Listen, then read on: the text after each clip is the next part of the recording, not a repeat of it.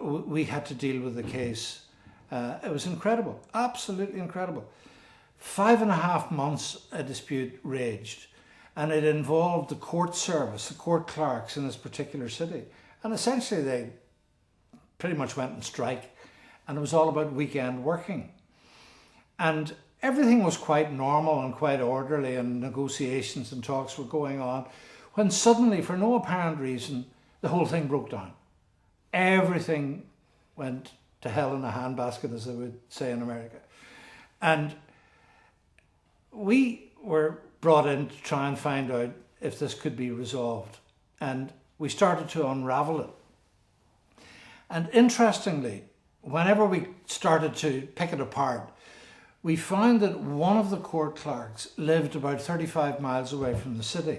And Monday to Friday, she carpooled with a neighbour, drove to work. She didn't have a car, she couldn't drive. So on Saturdays, for her to get to work on weekends, would have meant a 2.25 hour bus ride through 3 different cities to actually get to where she was going. So 2.25 hours there, 2.25 hours back to work for 3 hours. She felt she couldn't do it. And she said so to her supervisor, not in an aggressive way. But that was passed on to another supervisor, and then on to another supervisor, and on to a manager.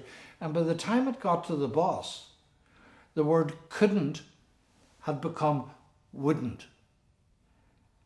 And that was a declaration of war to the manager, who said, right, we'll see who's boss here. And immediately battle lines were drawn. And that dispute went, I mean, I'm sure you remember this. Yeah, sure. This went to depths you wouldn't believe. I mean, for example, in the particular city, they had a live televised council meeting. And this group of court clerks stormed the council meeting and attacked the judge, the chief judge of the city.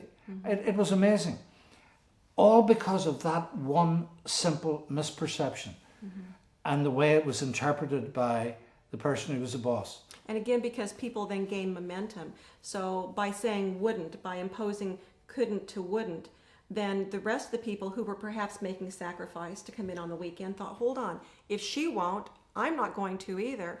And so suddenly this thing snowballed into a much, much bigger problem, completely out of control. And it lasted for 5.5 months. And we came in and it got resolved within 3 days.